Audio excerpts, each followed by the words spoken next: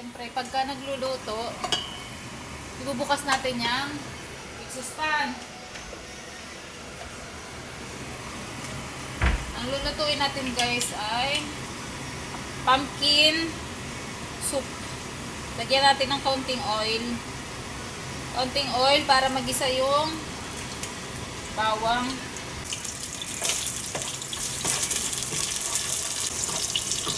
Gisahin natin yung bawang hanggang sa medyo mag-golden brown. Tapos sunod natin yung ating sibuyas.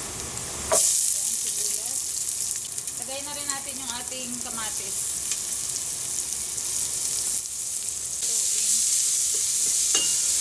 Tapos pagluto na tong mga to, lalagay na natin yung ating hipon.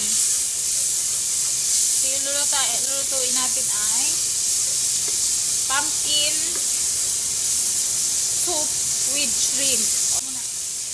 Ating bawang, sibuyas, kamatis. So ilalagay naman natin tong hipon na binalatan. Na to, may binili ko na wala na siyang balat. Ganito yun, no? Ayan yung gamit ko. Ayan, guys. Gisay-gisay lang muna natin yung hipon. Kasama ng mga ingredients. Tapos, isusunod na natin yung ating pumpkin. Pre, ang flavor natin ay shrimp. So, lagyan natin ng shrimp cubes. Cubes. Oh. Tapos, isusunod na natin yung ating pumpkin. Ito na yung ating pumpkin. Hulog na natin. Okay.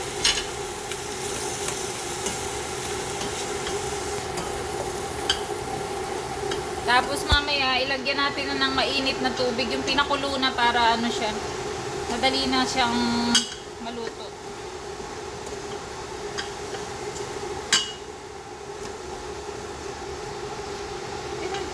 Ayan na guys, dahil kumulo na yung tubig, ilagyan na natin tong ating mino ng tubig hanggang sa maluto. Damihan natin yung tubig kasi ipapakuluin pa ng matagal kasi lulutuin yung yung pumpkin hanggang sa halos madurog na siya kasi pumpkin soup nga yung gagawin natin. Ayan. Ayan.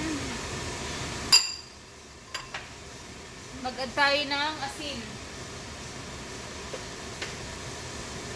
Lagyan natin ng asin guys para sa lasa. Okay? Pag hindi pa maayos yung lasa mamaya, lagdagan na lang ulit natin ng asin tapos paminta. Ayun yung ating takta na ang ating luto siya at lumambot yung pumpkin. Okay, balikan natin mamaya.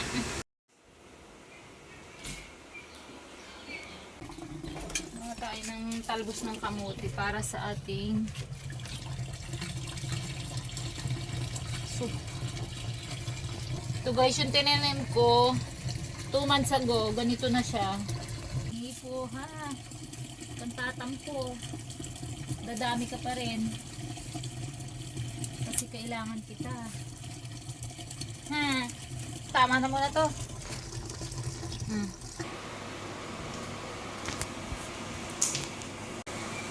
Ito na guys, halos durog na lahat yung natin, yung pumpkin.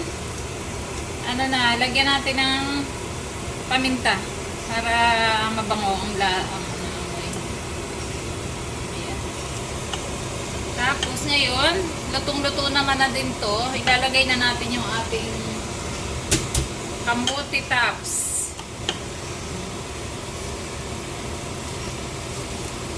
Mas maganda sana kung malunggay leaves, kaso wala nang malunggay dito, kaya ito na lang kamote yung ilalagay natin.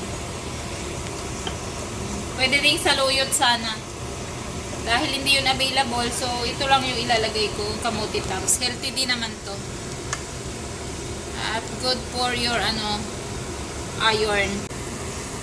Guys, pwede kahit anong paminta, pero ang ginamit ko ay black ground pepper, yung pino. Pumpkin soup, ito yung soup, ayan.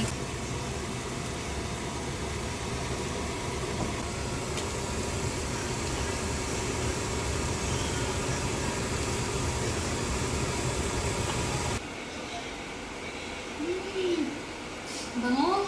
Ito na guys, dahil luto na yung ating pumpkin soup, oras na ng tikiman. Tikiman time!